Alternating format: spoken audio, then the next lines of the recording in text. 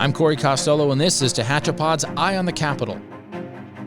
Eye on the Capitol is an informative look at state and national legislation that impacts your life in Tehachapi. From new proposals, new laws, and even future ballot measures, we do the research and pass on that information to you while you go about your life.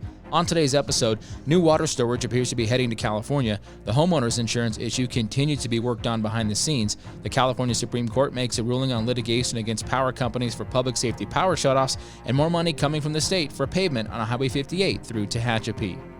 We start with water, a topic of conversation since the West was settled, but after years of drought was in it in 2023, a new El Nino winter has the state of California in a unique predicament. What to do with all the extra water we have coming our way? Nearly all of California's reservoirs are full, but ready for stormwater via flood control mechanisms. And despite multiple voter-approved water bonds, construction on new reservoirs never came to fruition until now. 2 weeks ago, Governor Newsom streamlined the process for a new reservoir north of Sacramento by using new infrastructure laws to reduce red tape and build the state's first reservoir in nearly 50 years. The $4.5 billion, with a B, site reservoir will be located on ranch lands in Glenn and Colusa counties with the intent of capturing more water in wet years from Sacramento River. It's designed to hold 1.5 million acre-feet of water, enough to provide water to 3 million California homes, farms, and cities across the state.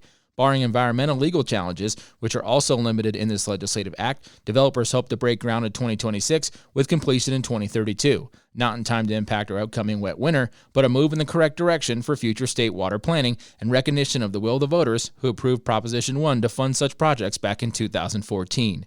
Speaking of Proposition 1, in the March 5th primary, Californians will be asked to vote on a new Prop 1. This time, the target is mental health and homelessness, as the governor has championed a proposition that replaces California's 20-year-old mental health system by borrowing $6.5 billion to add 10,000 mental health treatment beds. It also aims to require some local jurisdictions that receive housing money from the 1% mental health services tax approved by voters in 2004, which is paid by California's wealthiest individuals, into mental health treatment. The governor is putting $6 million of campaign money into the initiative that he has dubbed Treatment Not Tents. In Los Angeles earlier this year, the governor addressed the new measure and why he's seeking this solution. It's unacceptable what we're dealing with at scale now in the state of California.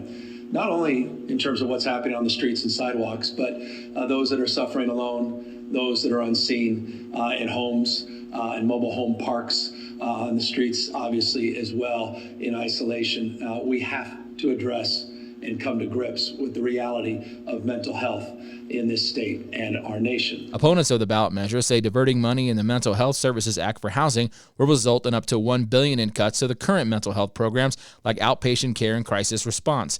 Other advocates criticize the governor for making last-minute changes to the bond, allowing the money to be spent on involuntary treatment institutions. Additional burden will be placed on counties to cover housing and rental subsidies, while the remaining $4.4 billion will be paid back by taxpayers via the bond approval. On the complete opposite end of the spectrum is fire insurance. Both rising in concerns and costs have Tehachapi residents interested in the latest developments on this front. Many in the greater Tehachapi area and even in the city of Tehachapi have had insurance premiums increase or simply dropped, as some companies cite the high replacement costs of assets in California as the reason some have simply stopped writing policies in our region and our state. The state legislature failed to come up with a solution prior to the end of the last legislative session, but the Insurance Commission continues to work on proposals under an executive order issued by the governor. Some have looked to the state's fair insurance plan, which often replaces private insurance. However, demand for the coverage has also increased premiums, a nearly 16% increase recently. Word is that Capital insiders do not predict any changes until 2026, although CalMatters reports that those working on the proposals to insurance companies to lessen their risk claim they'll work as fast as, quote, good policy can to institute new rules sooner. The public will have a chance to weigh in on the new proposals once draft regulations are finalized. On a related note, wildfire threats caused by power lines started public safety power shutoffs in 2019. They wreak havoc all over the state, including Tehachapi. TehachaPod's shed light on many of the nonsensical shutoffs impacting city operations, retail and fueling stations located well outside of fire-prone areas. As a response, Southern California Edison invested millions in our area to update infrastructure and add additional circuits to isolate specific areas, which has almost eliminated the threat of public safety power shutoffs. However, those that are still impacted statewide, especially with another major provider, PG&E, have been told they cannot sue the power giant for losses incurred during power shutoffs.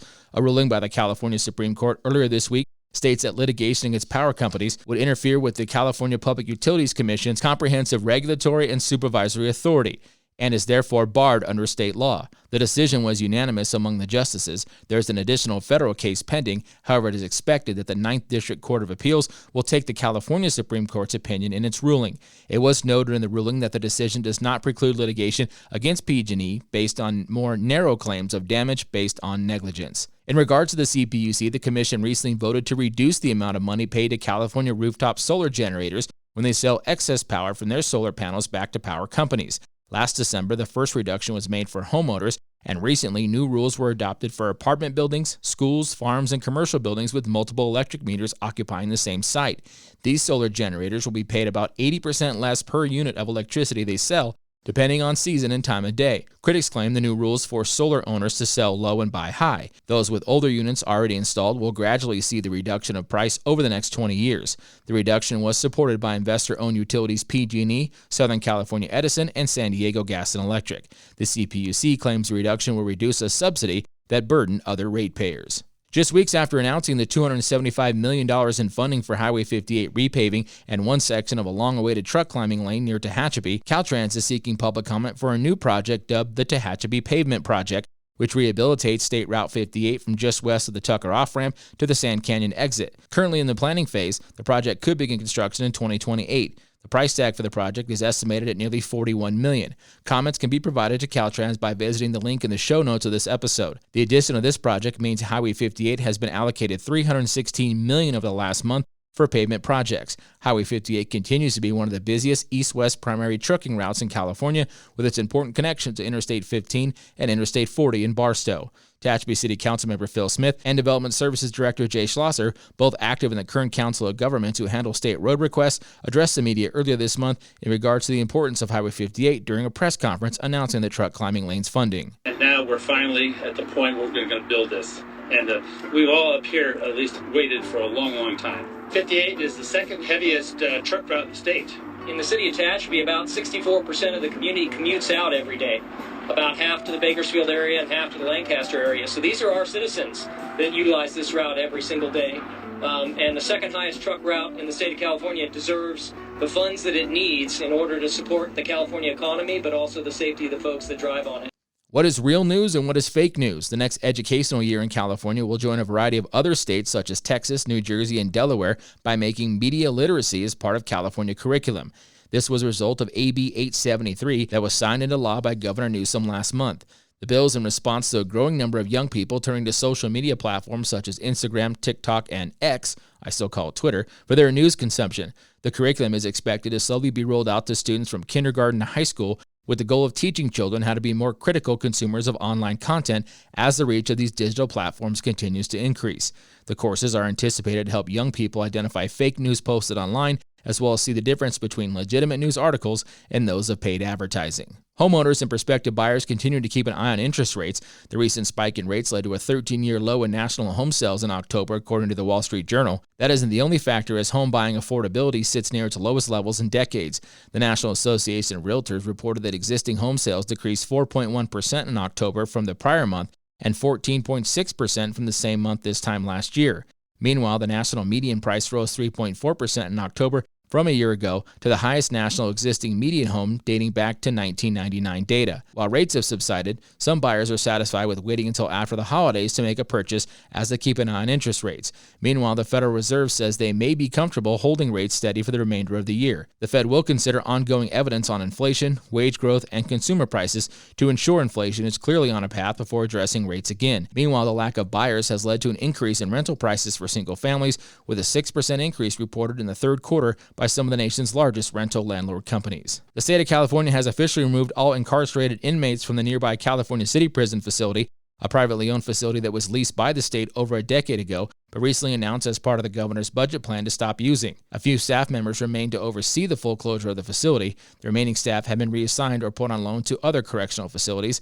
The California City closure announcement came at the same time as the announcement of a closure of a second unit at California Correctional Institution in Tehachapi. CCI Tehachapi remains operational with 1,710 incarcerated inmates as of November 15th, up from 1,628 in June of this year.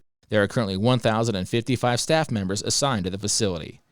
That's the latest from Eye on the Capitol. If you have a question regarding the impacts of state or federal legislation or have another topic you would like more information about, reach out to Eye on the Capitol at media@TehachapiCityHall.com, and I will include it on a future episode. Until then, you keep living up, Tehachapi, and we'll keep an eye on the Capitol.